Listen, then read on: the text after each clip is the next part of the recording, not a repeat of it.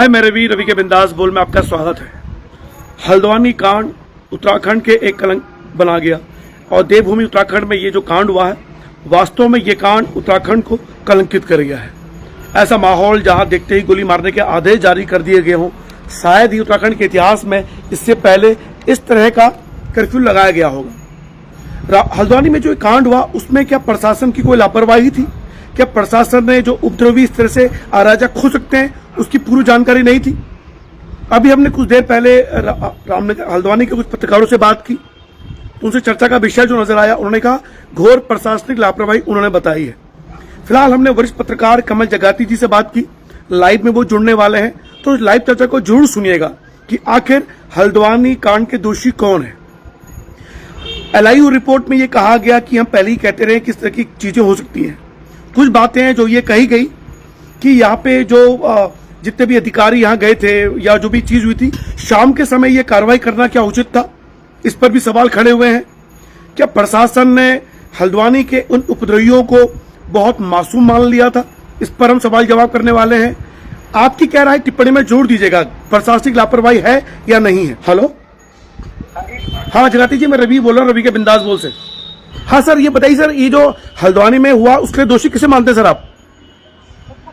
ऐसा डायरेक्टली तो दोषी किसी को नहीं कहा जा सकता, लेकिन जो चूक दिखी है, जो प्रथम दृष्टया चूक दिखी है, वो जल्दबाजी दिखी है। हाईकोर्ट में एक पिटीशन थी साफिया मलिक के नाम से, जो मलिक का बगीचा के ओनर बताई जा रही हैं। उनकी तरफ से एक वो लगी थी रिट पिटीशन, उसमें हाईकोर्ट ने कुछ भी कहने से इनकार कर दिया और उस जमीन में कोई मदरसा है और मस्जिद है, उसके डिमोलिशन के ऑर्डर नगर निगम की तरफ से किए गए थे, जिन्हें चैलेंज किया गया था, जिस नोटिस को चैलेंज किया गया था। तो उसमें अगर देखें तो कोर्ट से जो दोपहर में ये आदेश जारी हुआ और शाम को 4 बजे लगभग उसका ऑर्डर जब अपलोड हुआ, उसी समय तोड़ने की क्या जरूरत पड़ी? इतनी जल्दीबाजी बिना पुलिस बल के, ये थोड़ा एक क्वेश्चन का मार्क है।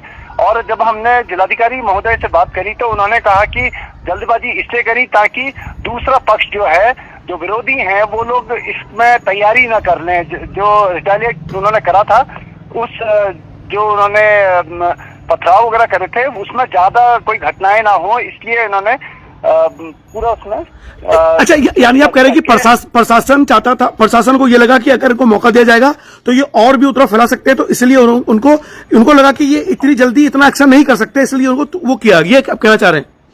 बिल्कुल, हमारा सवाल ये था कि अगर उन्होंने तैयारी करी तो आपके पास, जिलाधिकारी के पास, SSP के पास, DIG और कमिश्नर के पास बहुत समय होता है। वो पैरामिलिट्री से लेकर मिलिट्री तक का बुलाने की उनके पास पूरा अधिकार हैं, और कोई ऐसी परिस्थितियां बनती हैं जो विपरीत होती हैं, उनमें तो हम लोग पूरा सपोर्ट ले सकते हैं सिस्टम का, अपने जो हमारे संवैधानिक सिस्टम में जगह है। सर, इसमें आपको लगता है कि क्या अगर जांच होगी तो अधिकारियों पर भी गाज गिर सकती है? वो तो जांच पर निर्भर करता है, जांच अधिकारी पर निर्भर करता है। और अगर चूंकि IAS और IPS इसमें इन्वॉल्व है डायरेक्टली, तो हो सकता है को मिल जाए, लेकिन कायदे से अगर देखा जाए तो ये सबसे बड़ा सवाल होगा कि ऑर्डर को पूरा पहुंचने भी नहीं दिया गया और इतने जल्दी रिएक्ट करने की क्या जरूरत थी, और डिमोलिशन करके वो उसमें इतना बड़ा कदम उठाने की क्या जरूरत थी, जब वही नहीं था, हमारे पास पूरी फोर्स नहीं थी और निहत्थे पुलिस वाले खाली अपनी चेस्ट गार्ड वगैरह लेके, लट्ठे लेके और हेलमेट पहन के वहां पहुंच गए। और जो महिला पुलिसकर्मी थी, जिन्हें क्योंकि वहां महिलाओं की तरफ से भी विरोध किया जा रहा था, तो जो महिला पुलिसकर्मी थी वो भी अनफिट सारी देखी थी। जो हमने देखा, जो छोटी अनफिट है, उनको बकायदा अपना बचने के साथ उन्हें भी बचा के लाना पड़ा। तो ये बहुत क्वेश्चन का सवाल तो है ही सर। जो अभी जो नगर निगम आयुक्त का ट्रांसफर करके उनको उधम सिंह नगर भेज दिया गया है, ये क्या रूटीन कार्रवाई है या एक प्रकार से सजा दी गई है? ये क्या है? मतलब इसमें हो सकता है कि उन्होंने प्रशासन का ही कोई काम करा है, क्योंकि जो पंकज उपाध्याय हैं वो नगर आयुक्त के साथ DDA के सचिव भी थे, तो उसके नाते उन्होंने डिमोलिशन, जो अवैध निर्माण था वो डिमोलिशन करना था और साथ में नोटिस जारी करने थे, तो दोनों की तरफ से सिग्नेचर्स इन्हीं के होने थे। तो इन्होंने अपना कार्यवाही पूरी करी पंकज ने, और उसके बाद इन्हें किसी सेफ जोन में ट्रांसफर कर दिया गया और अभी वो जगह फिलहाल खाली बताई जा रही है। खाली बताई जा रही है। सर, अब मुझे जानना है कि इस मामले में जो इस दंगे के बाद जो कार्रवाई की पुलिस ने, प्रशासन ने, सीएम जी ने, उस कार्रवाई को कैसे देखते हैं आप? ये कार्रवाई तो पहले होनी चाहिए थी, मतलब precaution is better than the cure. कभी भी ऐसा करा नहीं जा सकता कि आप ढील छोड़ो और कोई घटना हो उसके बाद उसका सुरक्षा के वो देखें। तो आपने पहले जो ढील छोड़ी है वो बहुत गलत करी थी, उसके बाद तो कार्रवाई कोई भी हो जाती है क्योंकि सारी मीडिया और दुनिया के सामने बातें आ जाती हैं। तो उसके बाद अगर आपने पैरामिलिट्री आईटीबीपी के माध्यम से बुलाई है या कोई दूसरे स्टेप उठाए हैं, जो आरोपी हैं उन्हें चिन्हित करा है वीडियो माध्यम से, सीसीटीवी फुटेज माध्यम से, तो वो तो सेकंड फेज क्या होती है। पहली गलतियां जो थी वो हमेशा हमारे को, मतलब उत्तराखंड की एक हिस्ट्री में दाग लगा गई है। दाग लगा गई है, यानी आपको भी लगता है कि पूरी तरह से ये प्रशासनिक लापरवाही थी, जल्दबाजी वाली? मेरी नजर में तो थोड़ा बहुत थी, लेकिन अब प्रशासन अपनी तर्क दे रहा है कि अगर समय देते तो वो और ज्यादा तैयारी करके चलते। लेकिन मेरा कहना है कि आप भी तो कर सकते थे, क्योंकि आप पैरामिलिट्री तब बुला सकते थे काम करने से पहले, और शाम ही को काम करना बहुत जरूरी नहीं था। ये कार्रवाई शाम को ना करके दूसरे दिन सवेरे कर लेते। वो ऑर्डर का बहुत सारे लोगों को पता ही नहीं था, क्योंकि कोर्ट में जो पैरवी हुई है, सरकार के जो अधिवक्ता थे वो लोग खड़े थे, उन्होंने प्रशासन को सारे हालातों से, जो कोर्ट की जो बातें थी उनसे अवगत करा दिया था और तुरंत करने की जरूरत नहीं थी। सिर्फ 2 जनों के बीच में बात थी, एक तो पटिशनर और दूसरा प्रशासन। तो अगर रोक देते तो इतना सा हंगामा होने से बच जाता। सर, मुझे यहाँ पे 2 बातें नजर आई हैं डीएम वंदना जी के बयान पे। उन्होंने कहा कि अगर इनको और मौका मिलता तो ये और भी ज्यादा कर सकती है, यानी कहीं ना कहीं अगर वंदना जी ये बोल रही हैं तो एक प्रकार से उनकी जल्दबाजी कार्रवाई सही भी ठहराई जा सकती है। उनको लगा कि अगर देरी से करेंगे तो और भी ये लोग हुड़दंगी आ सकते हैं, जिससे माहौल और खराब हो सकता है। लेकिन इसका दूसरा पहलू यह है कि प्रशासन अपने आप को लाचार समझ जाता है इन उपद्रवियों को आगे, कि अगर ज्यादा संख्या में आएंगे तो हम कुछ नहीं कर पाएंगे, हम इनके आगे बेबस नजर आएंगे। ये दो बातों का निचोड़ नजर आया है इस बयान से।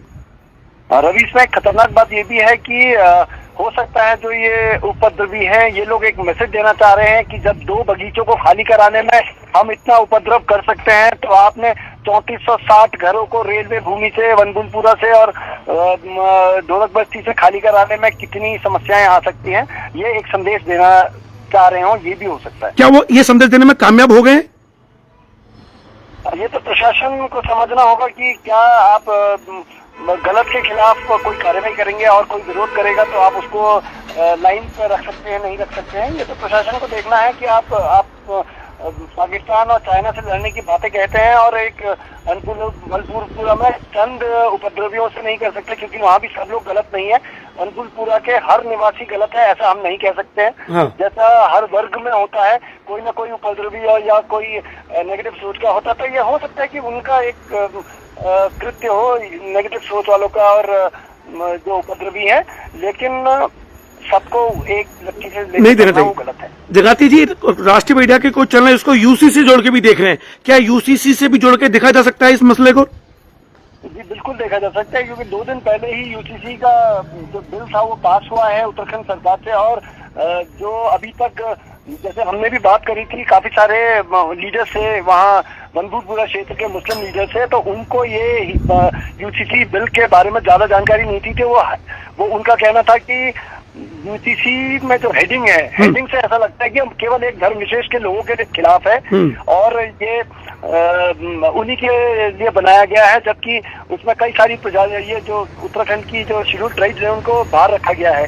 तो एक धर्म विशेष के खिलाफ कोई कानून बनाना सही बात नहीं है, ऐसा उनको लगा। अच्छा सर, इसमें विपक्ष की भूमिका अगर हम बात करें, वहाँ के लोकल विधायक सुमित हृदयेश और कांग्रेस की भूमिका क्या नजर आई आपको? ठीक है, वो लोग अपने पॉइंट में सही कह रहे हैं कि जल्दीबाजी, उनका भी एक क्वेश्चन था, बहुत बड़ी इतनी जल्दीबाजी क्या थी। उसके अलावा वो लोग हाई कोर्ट और सुप्रीम कोर्ट जाने की बात करते हैं, वो सब चीजें जो प्रोसेस में होती हैं वो कर सकते हैं। अब इनके पास अगर विधायकों में सही वो है तो ये लोग विधानसभा में इस प्रश्न पे वो कर सकते हैं, ताकि ये रिपीट ना हो कोई ऐसी घटना। सब एक सवाल पूछूंगा मैं आपसे, इस समय विपक्ष भड़काने की भूमिका में है या वास्तव में लापरवाही को सामने लाने की भूमिका में है?